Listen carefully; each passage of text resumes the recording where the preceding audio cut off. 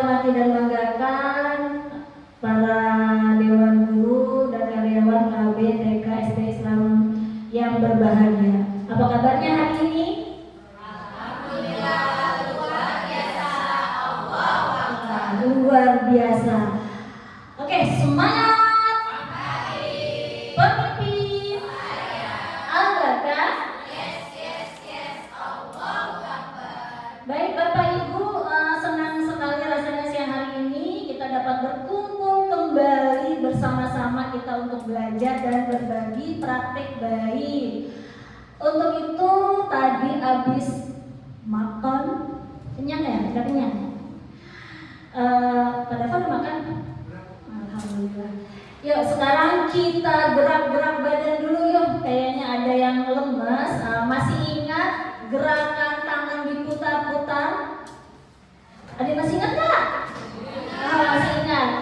Oke siap ya. Ini ada lagu. Kita akan mulai semuanya diharapkan berdiri. Gak apa-apa berdiri. Silakan. Kita akan mulai. Ada yang mau perwakilan di depan?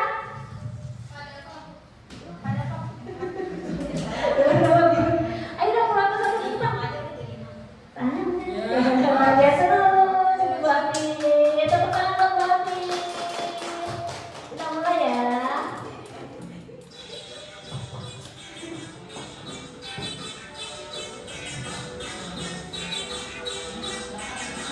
Oke.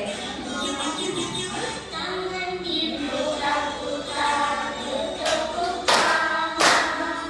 Tangan diputar-putar, peganglah bahu. Tangan diputar-putar, peganglah lutut. Digoyang-goyang, digoyang-goyang, digoyang-goyang. Tangan diputar-putar, bertepuk tangan. Tangan diputar-putar, peganglah bahu. Tangan diputar-putar, peganglah lutut. Digoyang-goyang, digoyang-goyang, digoyang-goyang. Diputar-putar, diputar ke kanan. Diputar-putar, diputar ke kiri. Diputar ke atas, diputar-putar, diputar-putar.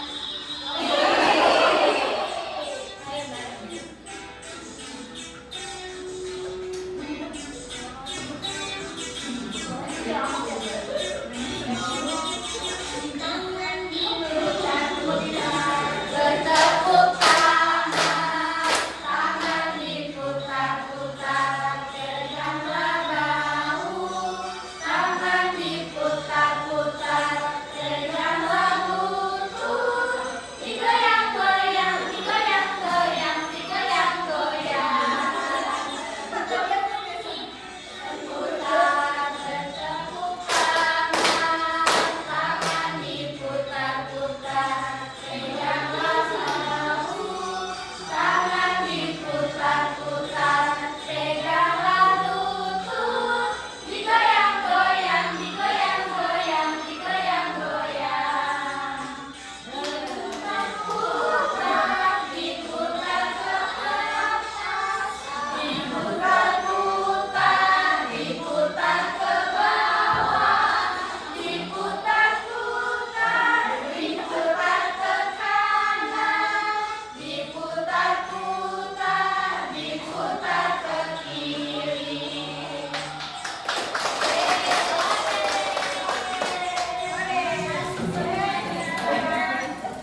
Terima kasih Bu Akis dan semuanya. Sudah segar? Belum minum soalnya. Oke baik, saya akan langsung tampilkan. Kali ini kita akan lumayan capek ya. Ya silakan minum dulu.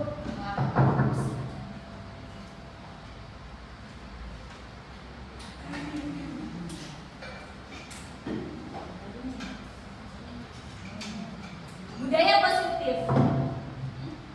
Sudah terekam? Sudah pernah dengar ya budaya positif ya?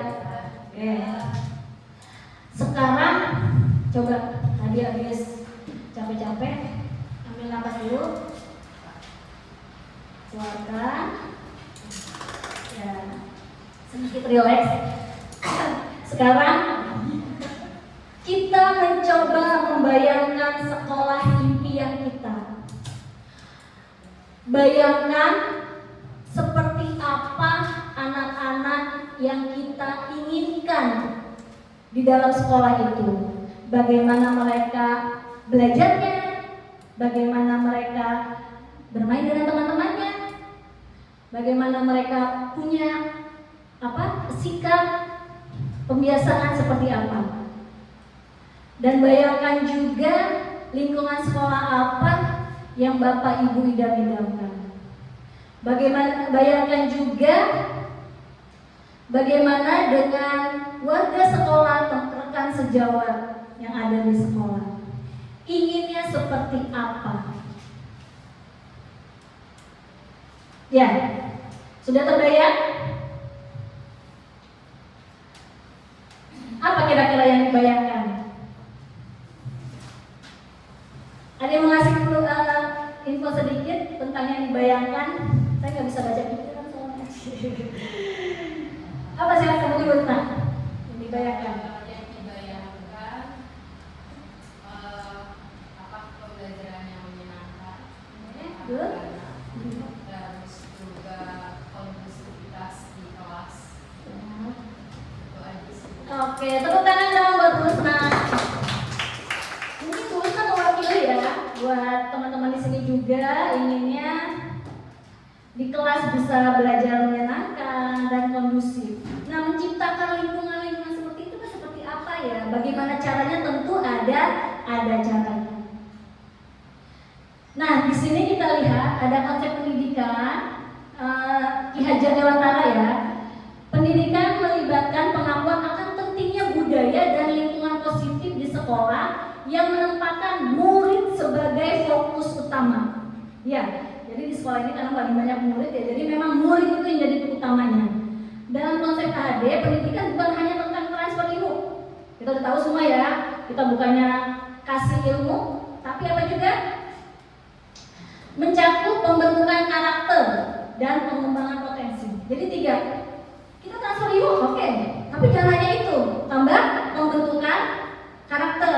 Tambah lagi bagaimana murid itu bisa berkembang potensinya. Itu. Oleh karena itu, menciptakan budaya dan lingkungan yang mendukung, inklusif dan memberdayakan sekolah menjadi kunci untuk mewujudkan visi yang diinginkan. Oke, nih Bapak Ibu guru, untuk mewujudkan budaya positif ada konsep-konsep inti yang perlu kita kuasai. Ada caranya. Kita pengen ini budaya positif, tapi gimana caranya ya? Nah ini, yang pertama perubahan paradigma. Yang kedua, disiplin positif. Yang ketiga, nilai-nilai kebajikan. Yang keempat, kebutuhan dasar manusia. Yang kelima, motivasi perilaku manusia. Keenam, posisi kontrol guru. Ketujuh, keyakinan kelas. Kedelapan, segitiga restitusi. Dari konsep inti ini, mana yang udah paling dikuasai? Yang udah tahu itu biasa. Yang mana? Yang mana betul? Keyakinan kelas. Oke, saya semua udah punya keyakinan kelas ya. Nah, mana yang belum masih bingung? Apa Bapak? Segitiga restitusi. Oke. Baik, semua ini akan kita bahas bersama-sama. Apa aja itu ya? Nah, sekarang perubahan paradigma belajar yang pertama nih. Dalam membangun budaya positif, sekolah dapat menyediakan lingkungan yang positif, aman dan nyaman agar siswa dapat berpikir, bertindak, dan menciptakan dengan merdeka, mandiri, dan bertanggung jawab. Tuh, bagaimana pembelajaran menyenangkan? Kita harus ciptakan dia itu bisa merdeka. Merdeka itu bukan berarti bebas, bukan gitu ya. Tapi dia bisa mandiri, bekerja sesuai ini sendiri, dan bertanggung jawab apa yang dikerjakan itu. Jadi jangan teman-teman mereka belajar bebas aja, merdeka aja. Tapi ada panduan-panduannya. Disiplin sangat berkaitan dengan kontrol guru terhadap siswa. Ini masih ingat kan? Siapa yang udah lupa? Kita ada permainan, sekarang ada permainan. Cobalah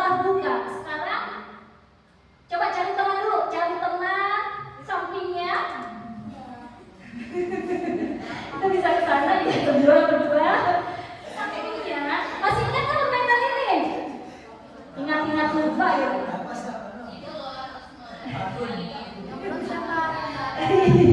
Masih-masihnya lupa. Oke, baik kakak saya. Nih, cara bermainnya. Oke, ini coba kita buka ya. Yang satu jadi A itu tugasnya mengepal tangan. Gue tahu ya, mengepal tangan ya, yang A. Yang B temannya nanti membujuk temannya si A itu untuk membukanya. Nah, tapi si A itu membayangkan dulu nih. Di sini ada sesuatu yang sangat berharga gitu kan. Penting banget ini, sesuatu berharga sekali ya. Pokoknya ini punya aku, pokoknya aku punya aku gitu kan. Nah, si B ini kepo gitu kan. Pengen tahu apa gitu. Silakan yang menjadi B untuk meminta si A membuka genggamannya dengan cara apapun terserah. Boleh merayunya, boleh menghakiminya, boleh bentang-bentang, boleh ngancam, bebas. Ya, coba ya. Nanti kita lihat, kasih waktu 1 menit untuk menuju yang jadi A. Tapi nanti gantian. Yang tadi A menjadi B, yang B menjadi A. Seperti itu ya. Sampai di sini sudah cukup dimengerti permainannya. Oke, kita mulai ya. Kalau mulai silakan merayu si A untuk membuka. Oke, mulai silakan.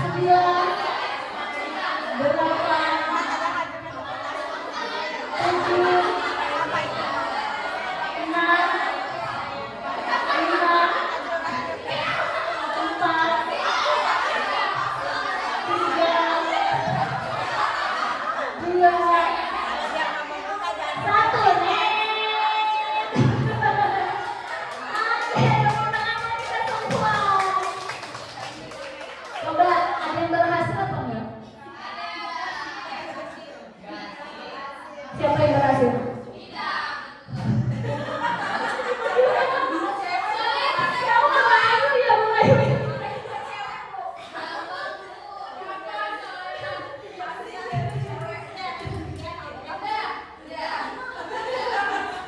Oke deh, sekarang nih kita jawab pertanyaan coba. Apakah Anda, yang tadi si A atau B ya, membuka kepalan tangan?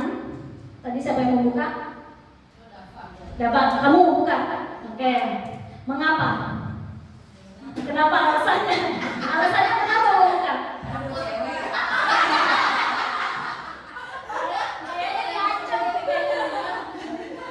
Ya, kenapa nggak dapat dibuka? Karena, oh dapat ancaman ternyata. Jadi terpaksa membuka ya? Oke. Oke, yang kedua. kedua, apakah Anda atau B menutup tidak bisa dibuka ini? Tadi siapa yang nggak bisa membuka? Kamu nggak bisa membuka, benar? Alasannya kenapa? Pending tadi ya. Emang begitu doang. Tadi kamu nggak mau membuka? Nggak mau. Kenapa? Tidak ada apa namanya rayuan yang sangat Ini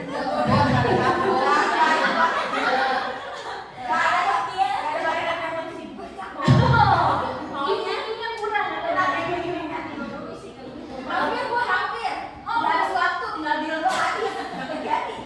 ternyata harus ada transaksi ya. Oke, baik Bapak Ibu, dalam permainan ini, dalam kegiatan ini sesungguhnya ada pembelajaran siapa yang memegang kendali atau kontrol untuk memberikan, untuk membuka atau menutup kepala. Siapa yang megang kontrolnya? Kalau kita bersadaran untuk membuka, dibuka nggak? Tapi kalau kita enggak, kita buka nggak? Walaupun ada rayuan, ada ancaman, intimidasi, gitu kan, nggak terbuka kan? Nah, walaupun tadi kita dapat, tetap dibuka, tapi kan terpaksa. Seperti itu kan, nggak tahu dia apa kesadaran atau terpaksa kan dirinya yang tahu. Nah, seperti itu ya. Nah, di sini pembelajaran kita kontrol itu ada di dalam diri kita masing-masing. Oke, tadi pembelajaran paradigma baru. Nih, yang menjadi miskonsepsi. Miskonsepsi itu apa sih? Salah pahaman, ya.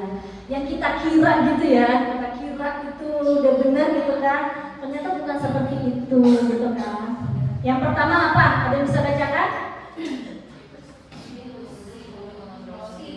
Oke, ilusi guru mengontrol murid.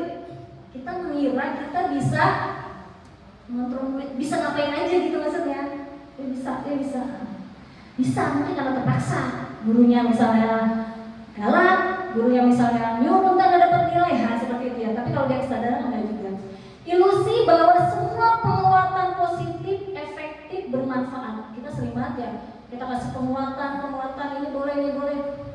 Ningga gitu ya, positif. Kita kira itu efektif hanya saat itu gitu ya. Tapi apakah bertahan lama gitu kan? Ilusi bahwa kritik dan membuat rasa bersalah mampu menguatkan karakter. Harus begituin biar karakternya kuat. Karena kita suka gitu ya. Biar gitu aja gitu. Tapi caranya kan seperti apa? Ilusi bahwa orang dewasa berhak memaksa. Apakah orang dewasa boleh memaksa anak kecil? Anak kecil itu juga manusia kan? Anak-anak juga manusia gitu kan. Kalau manusia berarti dia sudah punya kontrol diri. Nah, kalau di sini kalau bisa miskonsepsi teori kontrol ini benar-benar kita patri di dalam otak kita. Oke, sekarang bagaimana mengubah paradigma stimulus respon ke pendekatan teori kontrol? Ya, respon terhadap teori kontrol. Seharusnya itu bagaimana sih? Nah, seperti itu. Coba yang pertama stimulus respon. Dari Bu Fitri deh, coba tolong dibacakan Bu Fitri yang pertama. Realitas kebutuhan kita sama. Oke, dari kontrolnya?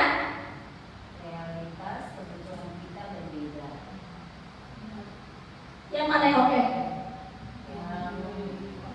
Yang kontrol. Teori kontrol. Coba Bu Api sama Bu Nana sama nggak kebutuhannya? Nggak ada kan, anak kembar juga nggak sama kebutuhannya. Iya, kita jangan menganggap berarti semua anak itu jangan dianggap sama. Masing-masing itu berbeda. Oke, coba silakan yang kedua Bu Nurasia. Tolong dibacakan. Oh, nggak kelihatan ya? Yang ini sama.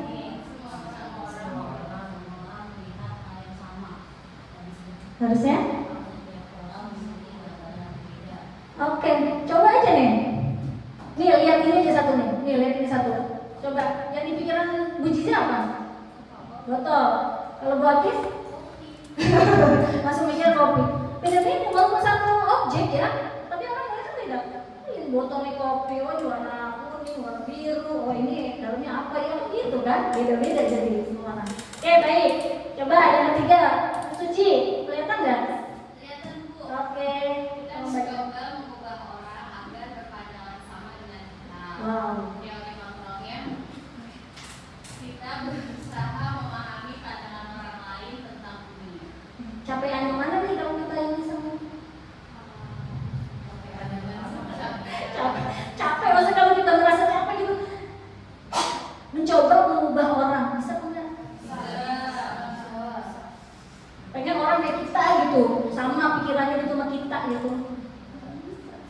Yang nggak sama kita nggak temenin gitu maksudnya.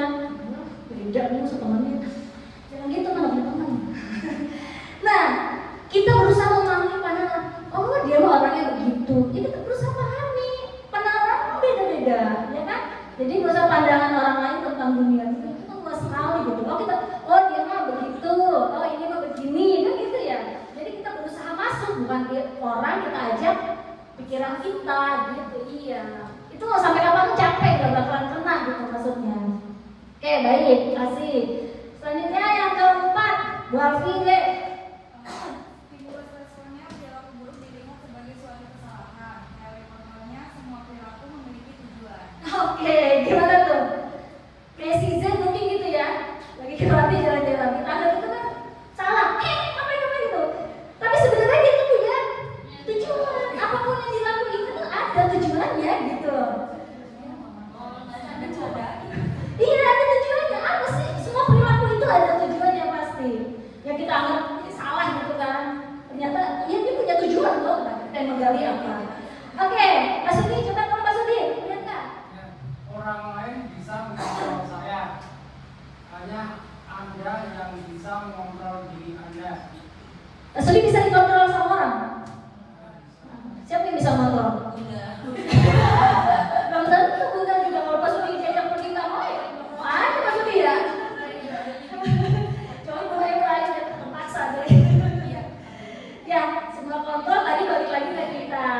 Oke baik. Siapa? Bu Nana, silakan.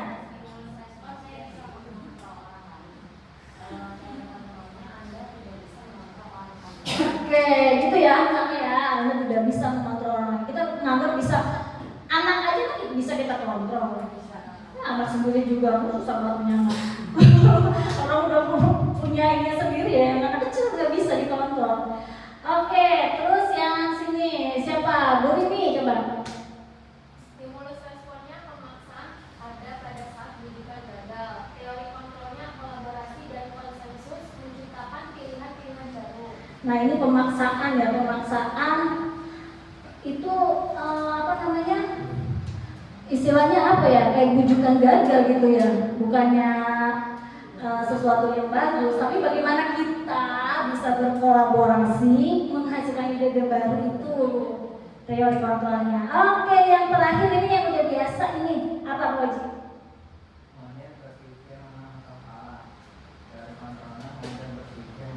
Nah ini dari luar kepala ini mah, iya. Jadi nggak ada yang merasa apa namanya kalah. Jadi semuanya saling mendukung, membantu. Seperti itu ya. Jadi kita sudah mulai paradigma kita tentang siapa yang bisa mengontrol diri itu. Jadi kita jangan mimpi anak-anak didik kita bisa kita kontrol seenaknya kita, semua kita. Daripada diem semua, biar nggak bisa kontrol gitu. Ya daripada pinter semua, baca mau baca semua. Nah seperti itu. Oke baik, sekarang yang kedua. Tadi konsep ini kedua yaitu disiplin positif. Disiplin, kok ada positifnya ya? Tahu disiplin itu kira-kira apa ya? Yang kita tahu apa itu disiplin? Dengan waktu tuh, ketepatan waktu. Apalagi? Peraturan, berarti kalau ngatatin ya disiplin gitu ya. Kalau ada peraturan gitu. Kita kebayangnya itu ya. Oke, apa? Sekarang itu disiplin berasal dari kata disiplina, artinya belajar. Belajar, disiplin itu belajar. Disiplin mengacu pada disiplin diri yang memiliki. Nah, disiplin itu tanggung jawab terhadap apa yang dilakukan berdasarkan nilai-nilai yang diyakini. Kayak tadi kan disiplin waktu. dia tuh ada nih, kalau dia menjalankan, dia merasa aku tanggung jawab, harus datang tepat waktu karena biar aku bisa belajar kan gitu kan, ada yang diyakininya aku datang lebih pagi lebih enak gitu kan. Disiplin positif merupakan salah satu cara penerapan disiplin yang bertujuan untuk menumbuhkan kesadaran. Jadi munculnya dari diri, muncul kesadaran serta memberdayakan peserta didik tanpa imbalan penghargaan, reward, ancaman atau hukuman. Dulu kan kita pernah ya, anak-anak kalau mengerjakan sesuatu kita kasih smile. Awal-awal sih sepertinya oke gitu ya, tapi kok lama-lama jadi berantakan gitu ya. Kayaknya kalau nggak ada smile juga akhirnya ogah-ogahan mengerjakan sesuatu gitu ya. Ada yang muncul dari dirinya, ada yang enggak kayak gitu. Ternyata itu kurang efektif. Sebagai pendidik, tujuan kita adalah menciptakan peserta didik yang memiliki disiplin diri sehingga mereka berperilaku mengacu kepada nilai-nilai kebajikan universal, kebajikan universal, dan memiliki motivasi intrinsik dalam perubahan perilaku ke arah yang lebih baik. Oke Bapak Ibu, sekarang kita sampai ketiga, nilai-nilai kebajikan. Apa yang dipahami nilai kebajikan itu apa? Nilai yang baik, nilai-nilai keagamaan, religius, ya, nilai kebajikan itu ada di sini ya. Nilai yang disepakati bersama, terlepas dari suku bangsa, agama, bahasa maupun latar belakangnya. Nah, ini contoh-contohnya nih. Kalau dari pemerintah kan ada profil pelajar Pancasila, sebagaimana kita ketahui ya. Terus ini ada dari institusi primary program, ada toleransi. Itu udah disepakati dalam satu institusi ya. Toleransi, rasa hormat, integritas, mandiri, menghargai, antusias, empati, dan banyak tuh ya. Ada dari organisasi keterampilan hidup, ada percaya, lurus hati. Ini nilai-nilai kebajikan yang memang sudah disepakati bersama. Kita punya nggak sih? Nilai kebajikan kita di sekolah ada nggak sih? Oh, ada. Apa? Value apa? Apalagi selain value apa? Seven habit, terus? Betul. Ya, termasuk juga yang pelajar Pancasila ya. Ada juga di kita kan. Oke, coba sama-sama ini kan kita sepakati bersama ya. Kita sepakati bersama nilai-nilai yang ada itu kan. Ayo kita nyanyi sama-sama value Al-Barkah. Oke, 1, 2, 3. Value Al-Barkah itu amanah, L itu leadership, B bertanggung jawab, A aktif kreatif, R itu ramah, K kolaborasi, A karimah happy. Itu salah satu value apa nilai kebajikan kita ya. Kita ingat tuh nilai kebajikan yang ada di sekolah kita. Anak-anak senang nggak ada nilai kebajikan? Apa yang dipakai ke anak-anak?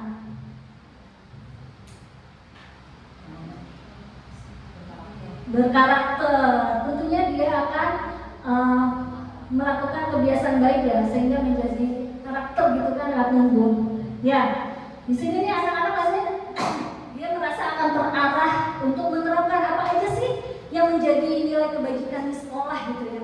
Aku harus patuh apa, aku harus mengerjakan apa kan gitu ya. Tentunya kita sebagai guru juga senang nggak? Senang juga kan? Nah, karena kita mengarahkan murid ini menjadi mandiri, bertanggung jawab, mereka akhirnya punya kebiasaan baik dan menjadi karakter sehingga dalam kesehariannya itu dia akan enteng aja ngerjakan kebaikan-kebaikan gitu. Sudah jadi kebiasaannya gitu. Nah, kedepannya evaluasinya mungkin kita perlu mengevaluasi dari kebajikan, nilai-nilai kebajikan kita itu tadi, apakah sudah dijalankan dengan baik, apakah anak-anak memang sudah tumbuh gitu kan rasa di dalam dirinya itu. Oke, kita berlanjut ke tadi di budaya positif yang keempat, kebutuhan dasar manusia. Masih ingat nih, kebutuhan dasar manusia ada berapa? Ada 4. Kalau nggak salah 4 katanya. Oke, kebutuhan dasar manusia itu apa sih? Segala sesuatu yang kita lakukan untuk mendapatkan apa yang kita inginkan. Oh, gitu kan? Seluruh tindakan yang kita lakukan memiliki tujuan tertentu. Dan semua usaha terbaik yang kita lakukan adalah dalam rangka agar kebutuhan dasar kita terpenuhi dengan baik. Ada imbasnya nggak kalau kebutuhan dasar kita tidak terpenuhi? Pasti ada ya. Oke, kita cek kebutuhan dasar manusia itu ada berapa? Oh, 5. Karena saat ini itu masuk di. Oke, yang pertama apa tuh? Mungkin dari tengah dulu. Ya, bertahan hidup. Contohnya apa? Itu dasar banget ya. Coba, kalau Oji nggak pakai baju, nggak mungkin kan? Itu dasar sekali harus. Nggak mau gitu kan? Anak ya. Oke, itu semua harus terpenuhi ya. Terpenuhi. Yang kedua apa? Ini sangat diperlukan. Kalau tidak terpenuhi akan apa ya?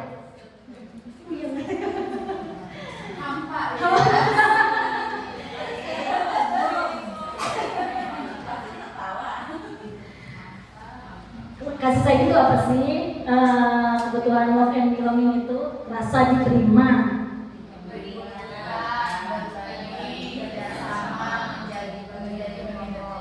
Emang kalau udah pasangan gimana? Kita bisa berbagi, bisa saling curhat.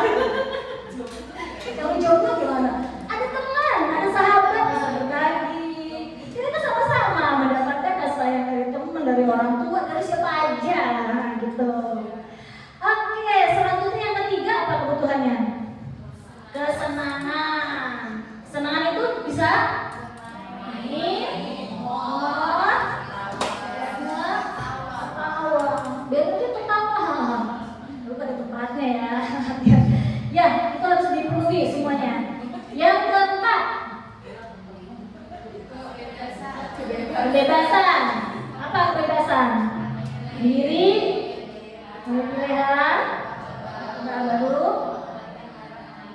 Oke, itu masuk ke dalam kebebasan. Yang terakhir, kekuasaan. Mencakup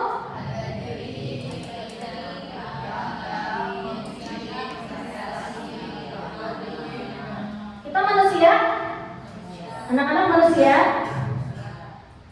Inilah 5 kebutuhan dasar yang harus dipenuhi.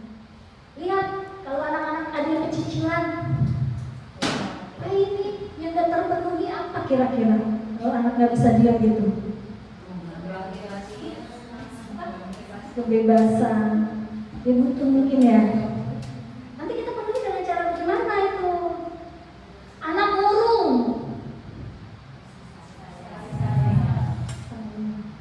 Kalau kita udah tahu apa? Sedih, senang. Tidak mendapatkan itu ya, ini murung ya. Oke ya. Nanti untuk menghadapi anak-anak, nanti mau punya anak juga itu jangan dasarnya yang garis banyak ya, udah mimpi juga ya. Oke baik ya, ingat 5 kebutuhan.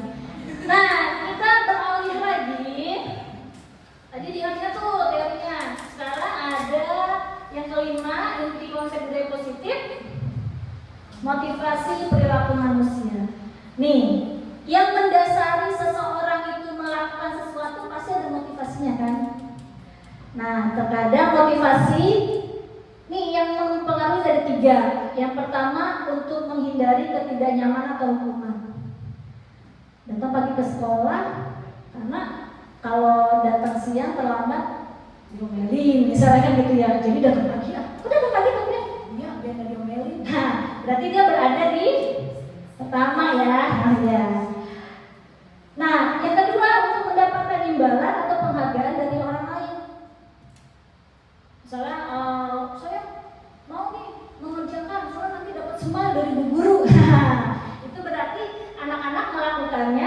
karena motivasi ekstrinsik, eksternal ya, sama dari luar. Itu motivasi, dua motivasi itu bagus nggak? Oke, yang ekstrinsik bagus, masih ya ada yang bilang bagus, tapi sampai berapa lama dia bisa bertahan? ya, awal-awal mungkin kita bisa berikan, tapi dia itu akan bertahan sampai kapan sih?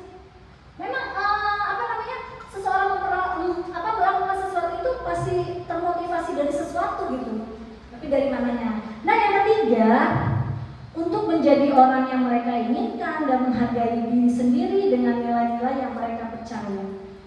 Saya mah datang pagi, ya emang harus datang pagi kan, ini udah kewajiban kita. Sadar dari dalam dirinya, tanpa melihat tadi yang embel-embel di luar. Itu udah ke dalam dirinya. Nah, dari tiga motivasi ini, dua ya, tapi ya tadi yang ekstrinsik itu kan ada dua tadi, yang terakhir intrinsik. Kira-kira yang bertahan lama, yang bagus buat diri seseorang itu motivasi yang mana? Berarti dari dalam dirinya. Karena dia ingin mengembangkan dirinya. Saya harus melakukan ini karena saya merasa ini berguna buat saya gitu. Akan mengembangkan diri saya gitu. Bukan karena disuruh orang tua, disuruh guru gitu kan. Oke. Itu ya yang mempengaruhi perilaku manusia. Nah, di dalam tadi juga ada hukuman, konsekuensi, dan restitusi. Yang tadi, yang motivasi ekstrinsik yang pertama, katanya mau menghindari hukuman ya. Hukuman itu seperti apa sih? Gimana coba bener ini? Dibaca aja. Hukuman? Tidak terencana atau tiba-tiba. Oke. Tidak tahu apa yang akan terjadi atau Ya. dilakukan. Ya. Bersifat satu arah, Oke. berupa fisik atau psikis hukuman. Iya.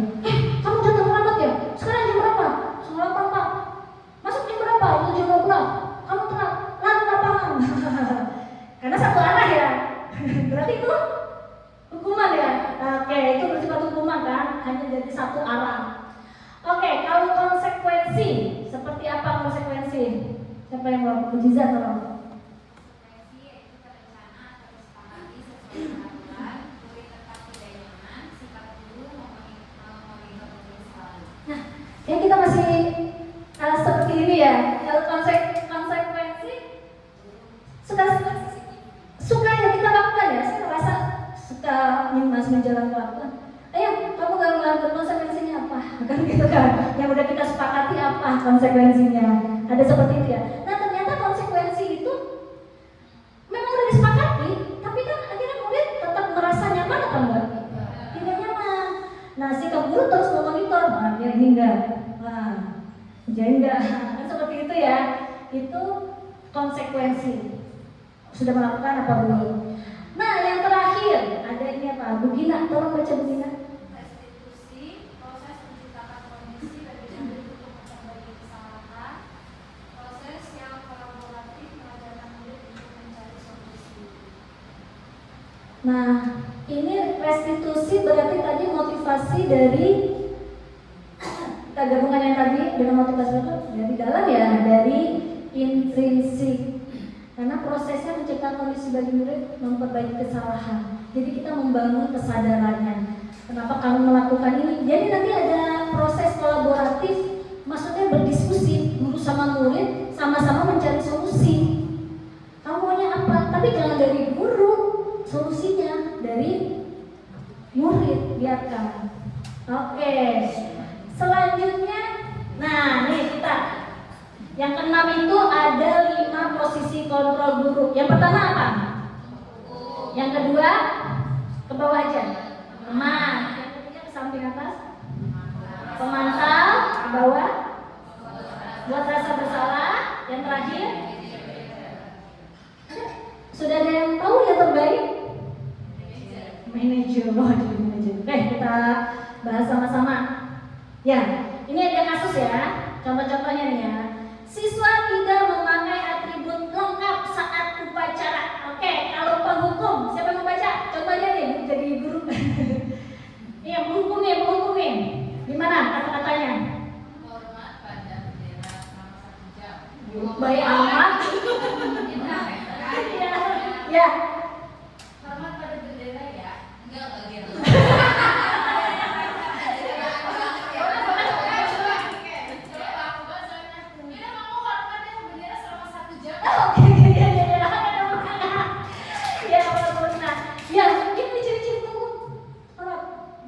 Kebenaran 1 jam. Aduh, ini banget ya, sadis banget gitu kan. Tunggu. Masih begitu? Oh, nggak ada di sini mah gitu. Oke, yang kedua, pembuat merasa bersalah. Membaca. Contohin aja dong, praktekin. Ayo. Oke, silakan Giza. Berapa kali ibu udah kasih tahu kamu tuh selalu ngecewain ibu. Wih, luar biasa. Kita luar juga. Ya tuh, itu anak-anak tuh merasa bersalah. Iya bu, anak-anak jadi udah gini loh bu. Ya, oke. Untuk membuat rasa bersalah. Oke, sekarang sebagai teman, ini saya mau praktek sebagai teman. Nih guru menempatkan diri sebagai teman saat anak tidak memakai atribut. Di saat dia membuat kesalahan ya. Oke, silakan mencoba. Ayo dong. Oke, Suci silakan. Ayo dong, kali ini aja. Kamu tuh pakai apa sih? Bahasanya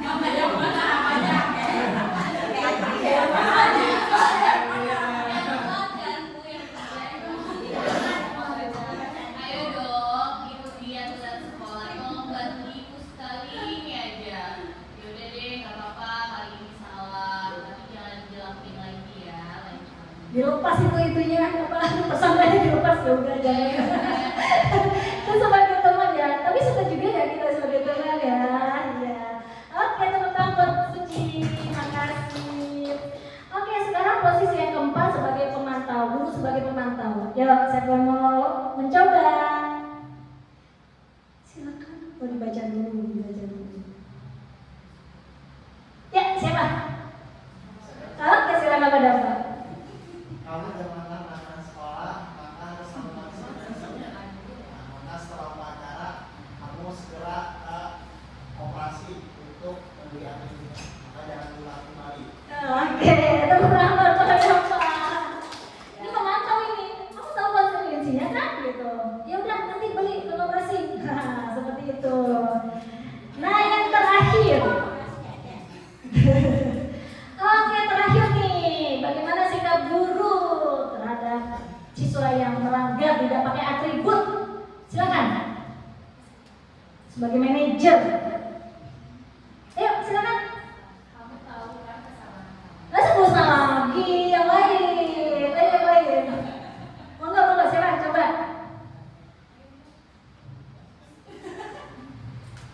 Ayo, silakan. Hah? Tunjuk. Silakan. Ya, terakhir. Coba Mas Sudi. Apakah kamu tahu salahmu? Kira-kira bagaimana kamu mempelajari salahmu? Oke, tepuk tangan buat Mas Sudi dong. Makasih Mas Sudi. Nah, di sebagai manajer ini, kira-kira ada nggak nyalain anak? Tapi diapain? Iya, tuh cari, digali, kamu sadar nggak kamu udah melakukan kesalahan? Apa kesalahan kamu? Terus bagaimana memperbaikinya? Jangan ujuk-ujuk suruh operasi beli, kita kan selalu nggak ada, ini besok beli ya. Jangan minta, besok beli, biar lebih apa setrap lagi gitu loh. Iya bu. Nah kalau manajer ternyata nggak begitu ya. Oke, silakan tebak. Posisi kontrol apakah aku? Coba baca. Keren sekali. Oke, yang kedua, posisi kontrol apakah aku? Ini yang hukuman satu tidak pernah dapat. Apa ini? Ayo, oke tepuk tangan untuk kita semua. Sekarang kira-kira mau di posisi kontrol mana? Pengennya manajer. Kira-kira bisa nggak ya kita ya? Yuk kita bisa. Bisa. Ya. Bisa. Sama-sama dong. Bisa. Oke. Oke, sekarang yang ketujuh tentang keyakinan kelas. Sudah ada. Mengapa keyakinan kelas? Mengapa bukan peraturan kelas? Ada yang bisa jelaskan dikit? Bukan. Oke. Gak apa-apa. Bu Usma. Kalau peraturan kelas itu, saya peraturan kelas ya Bu. Apa aja coba? Kalau peraturan kelas itu dibuat berdasarkan guru, jadi guru yang buat aturan, Hmm. anak yang menjalankan. Oke. Gitu, dan ada hukumannya. Oke. Peraturan kelas bisa. Terus apa? Keyakinan kelas disepakati bersama anak-anak, dibuat bersama anak-anak, dan seperti apa? Oke, tepuk tangan dulu. Berarti yang satu dari satu arah, kalau yang PA peraturan, kalau keyakinan dari dua. Contohnya misalnya kita naik motor pakai helm. Alasannya apa? Ada takut sama polisi? Biar ditilang. Tapi kita nggak ditilang. Nah kalau yang biar nggak ditilang itu berarti motivasinya masih dari tapi kalau kita pakai helm selamatan berarti kita punya nilai kebajikan yang kita yakini. Apa yang kita yakini? Selamatan itu. Tapi kan selamat pakai. Nah itu dari dalam diri. Tanpa disuruh kita pakai gitu kan. Kalau kita nggak ada polisi masa pakai. Oke, ini sekarang kita bagaimana menciptakan program kebajikan. Lihat daftar kebajikan yang telah kita susun bersama. Kita udah punya tuh tadi kan? Kita lihat. Tentukan nilai-nilai kebajikan yang ingin dijadikan perhatian utama di sekolah, curah pendapat dalam kelompok. Nanti dalam membuat keyakinan kelas seperti itu. Jadi tolak ukur kita bersama kita jabarkan. Ini loh value Alberta. Ini loh profil pelajar Pancasila. Ini loh 7 habit. Nanti kita mencari nilai kebajikan mana yang akan kita sepakati bersama. Lalu sempurnakan beberapa daftar nilai kebajikan yang sama. Bahas kembali dalam kelompok utama. Buatlah poster atau muat di sosial media keyakinan sekolah atau kelas. Ya Bapak Ibu ya, nanti bikin keyakinan kelas gitu. Buat dulu nilai kebajikan kita yang mau disepakati apa. Nah, sekarang menentukan keyakinan kelas. Pertama bersifat abstrak, berupa pernyataan universal. Dibuat dalam pernyataan positif, sedikit saja agar mudah diingat, sesuai dengan kondisi kelas dan sekolah sehingga mudah diterapkan. Semua warga sekolah dilibatkan saat membuat keyakinan kelas. Ya, kalau abstrak itu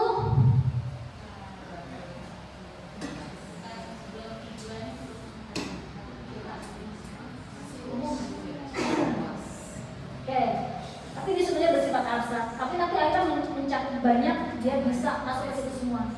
Jadi tidak dipreteori satu-satu. Contohnya misalnya, nih, nih di kelas yang kelas 1 ya. Contoh. Setiap anggota kelas perlu belajar. Setiap anggota kelas perlu senang. Setiap anggota kelas perlu melakukan tugas. Setiap anggota kelas perlu saling menghargai. Setiap anggota kelas perlu merasa aman.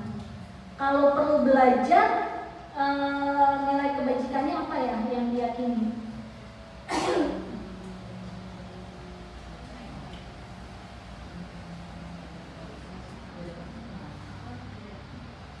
Apakah belajar buat nilai?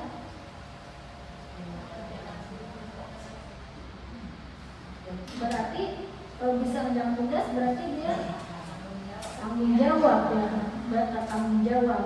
Jadi tugas saya belajar karena saya apa nilai kebajikannya? Tanggung jawab, karena saya harus bertanggung jawab. Itu yang harus saya pegang, tanggung jawab. Ini kelas 1 contohnya. Kalau kelas 5 ini contohnya ada selalu bersikap positif, senantiasa menjadi diri terbaik, percaya dan menghormati orang lain, berkomitmen terhadap setiap tugas, senantiasa membantu. Senantiasa membantu, kira-kira nilai kebajikannya apa yang diyakini ya? Nilai-nilai yang diyakini. Mengoyok, tolong-menolong, bersama. Iya, akhirnya banyak sih tuh. Kalau dia nggak melakukan kesalahan misalnya tidak mengerjakan tugas ya, nggak ngerjain tugas ya misalnya, kira-kira guru nanya gimana? Ya, kamu salah apa? Terus alasannya kenapa? Oke, kita sampai situ ya. Nanti ada lanjutannya lagi tuh, bagaimana? Nah, kita skip ada lagi. Nah, nanti nih dalam membuat keyakinan kelas ya di tahun ajaran nanti, ini kegiatan-kegiatan pendalaman keyakinan kelasnya kita prepare satu-satu. Tampak seperti, tidak tampak seperti. Nanti dibagikan ya ini. Misalnya, hormat. Kita misalkan punya nilai kebajikan ini nih. Wah, kita sama harus menghormati. Kita brok gitu kan hormat. Nah, satu-satu nanti dibahas diskusi bagi kelompok kamu tentang hormat. Kalau hormat itu tampak seperti apa, tidak tampak seperti apa. Contohnya hormat berarti dia datang tepat waktu, yang terlihat ya, yang anak-anak lihat nih, datang tepat waktu. Berarti kalau hormat juga dia menyapa teman dan guru, terus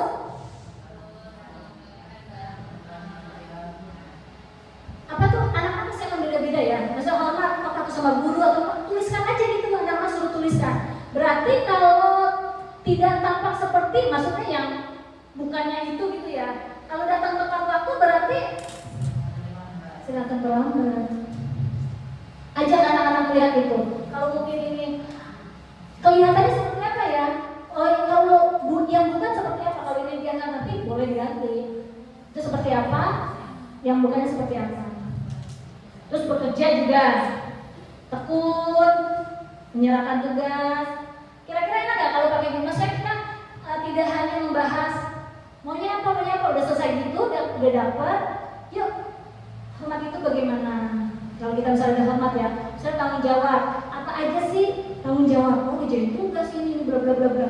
Berarti kalau yang bukan itu telat, tidak menjadi, harus segala macam. Ya sampai sini cukup dipahami ya? Ya untuk kayak kelas. Ada lagi nih seperti Y.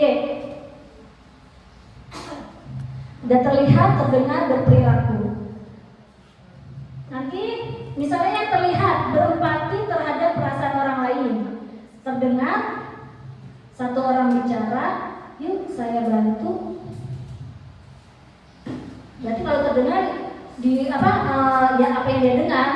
Kalau berperilaku berarti langsung ke sikapnya ya. Nanti mungkin kita tandakan di sini sikapnya apa nilai kebajikannya apa. Nah, yang kedua, kegiatan pendalaman keyakinan kelas juga ada tugas saya, tugas kamu, tugas guru, tugas murid. Nah, jadi dibedakan biar anak-anak juga tahu. Misalnya, guru tugasnya apa nih? Mengajar. Kalau murid mengajar. Kalau guru tugasnya didik. Kalau murid coba. Guru tugasnya murid. Nah, guru tugasnya bukan, murid tugasnya bukan. Iya sama kan? Ya, guru tugasnya bukan. Guru tugasnya bukan. Murid tugasnya bukan ya. Iya. Itu ajak anak untuk ngebahas itu. Kita bolehnya apa aja sih, gitu kan? Kamu tugas kamu di sini sebenarnya sebagai apa sih? Maksudnya biar dia sadar gitu. Ketika dia tidak melakukan itu, juga dia akan sadar. Oh iya, kan dulu kan nilai kebajikan kita gini ya, gitu. Nah ini saya ambil penerapan keyakinan kelas ya, yang sudah ada ya. Nah, setiap anggota kelas harus saling bertanggung jawab. Ya, nilai kebajikan bertanggung jawab ya, bertanggung jawab. Kira-kira kalau bertanggung jawab itu berarti anak-anak harus apa tuh? Dan tugas, berbagi, bersama perang. Jadi banyak ya ininya ya. Kita nilai kebajikan jadi banyak. Terangkum dalam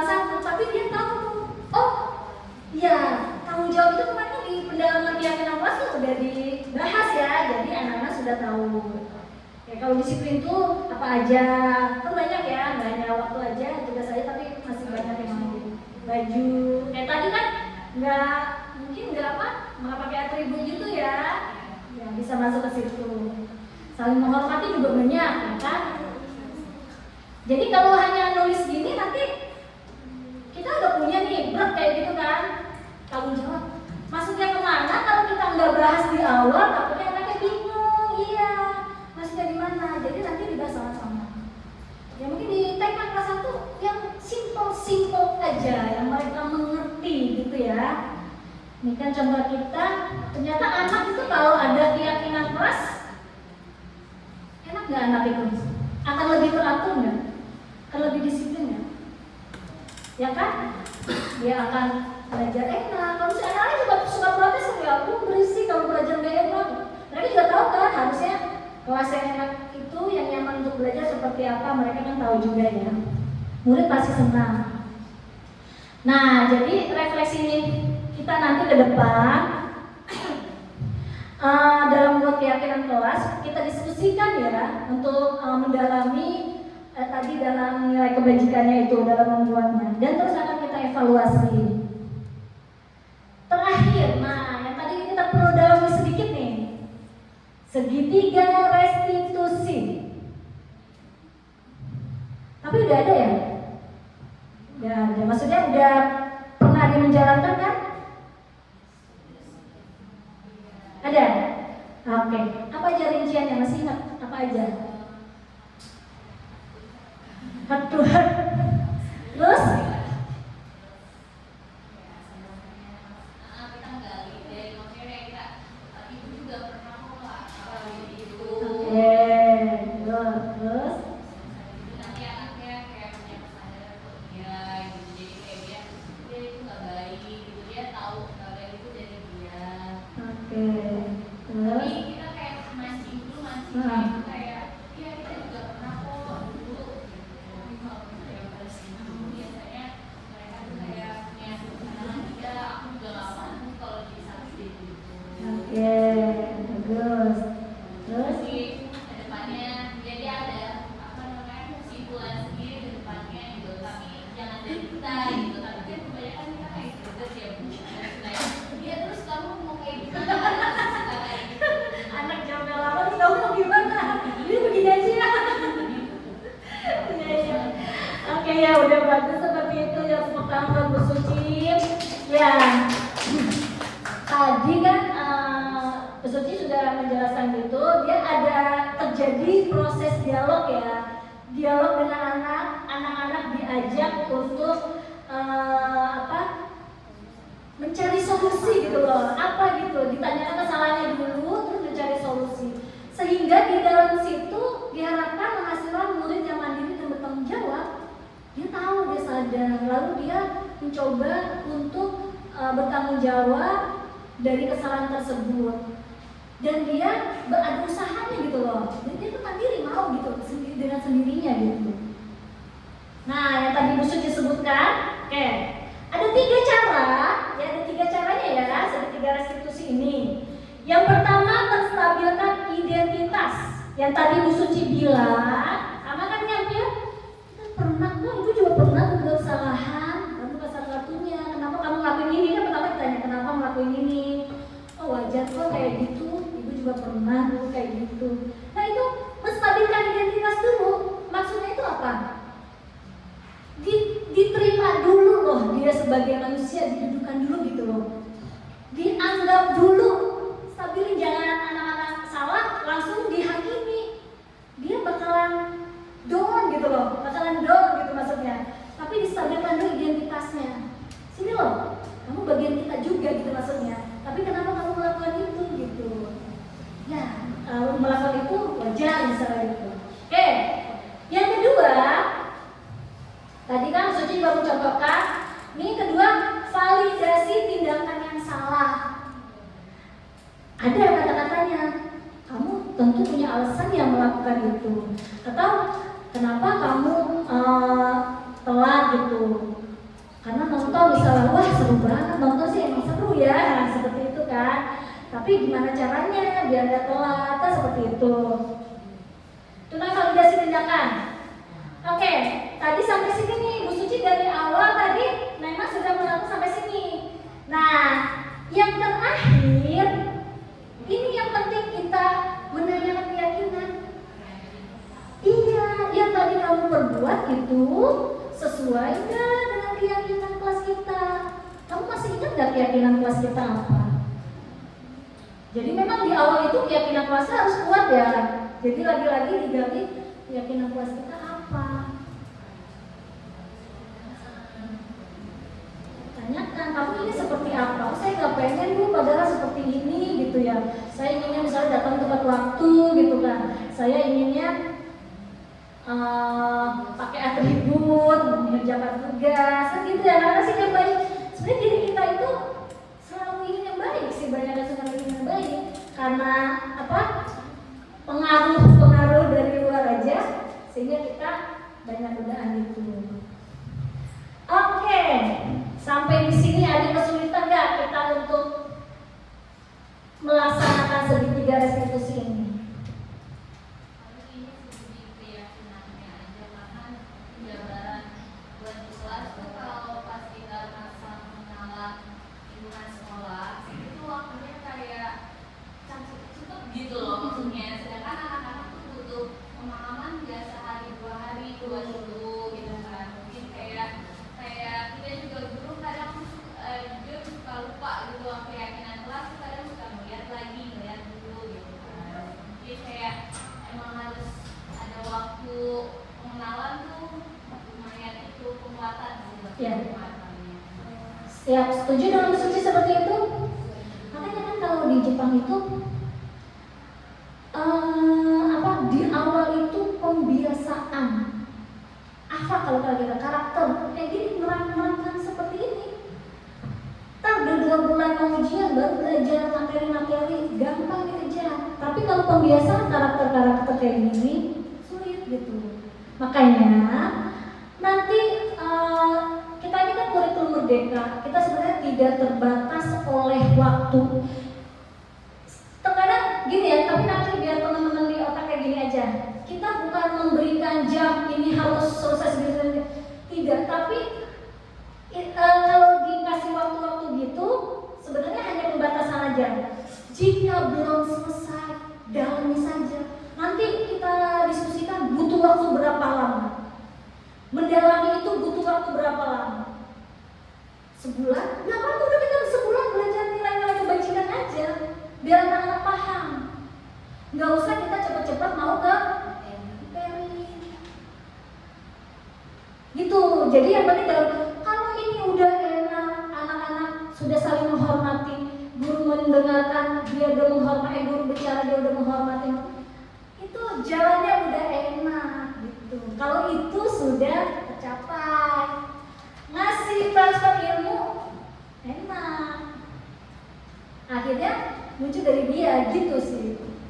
Insya Allah nanti, pokoknya nanti ke depan kita terapkan dulu keyakinan kelas, matangkan dulu di nilai-nilai kebajikannya apa yang mau dibangun di kelas itu, silakan. Ya, kita matangkan ya, waktunya nanti fleksibel.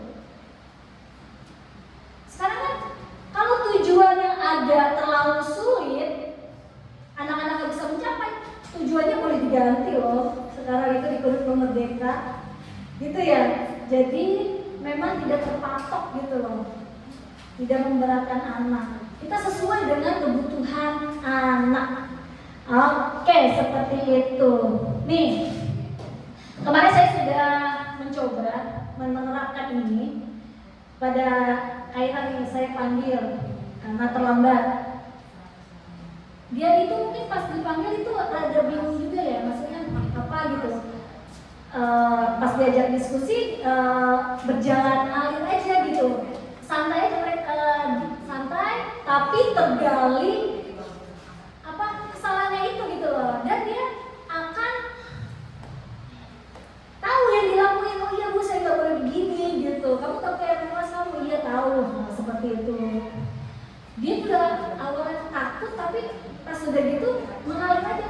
Soalnya ini kalau di sekolah-sekolah seperti kita dan mungkin di sekolah-sekolah kebanyakan banyak gak yang melakukan ini? Kesalahannya banyak, tapi segilir-gilir restitusi anak diajak dialog banyak nggak? Jarang ya, ada ya. Saya menemukan dulu hanya di Gemala itu anak yang mau sebut nanti diizinin dulu, tapi setelah itu pas jam istirahat diajak diskusi. Ini kenapa? Karena benar-benar diajak gitu. Udah dia nggak nangis lagi karena udah tadi. Oh, karena kalau kita suka gergetan dulu ya. Ternyata seperti itu. Nah, untuk refleksi kita mungkin nanti terus terang sih senang juga saya melaksanakan kayak gitu ya. Tapi pengennya nanti ke depannya setiap ada masalah-masalah sama anak, setidaknya kita bisa melakukan segitiga restitusi. Awal-awalnya sulit pasti, awal-awalnya susah pasti, tapi kalau udah terbiasa, insya Allah akan kita ajak diskusi terus aja sampai nanti kita punya. Sekarang gitu kayak zaman sama anak udah gak bisa maksa anak kan, atau anak salah kalau kita gak bisa itu mungkin malah marahan dia kan. Tapi kita ajak diskusi bagaimana mencari jalan keluarnya. Baik Bapak Ibu, sampai sini ada yang mau ditanyakan?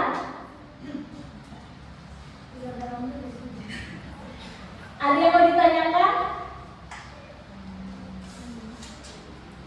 Yang mau didiskusikan lagi? Sudah? Oke, sudah cukup ini ya. Dalam waktu singkat bisa, tapi nanti kita perdalam lagi. Hanya tinggal ininya aja. Yang penting konsep-konsepnya, konsep intinya sudah ada di otak kita.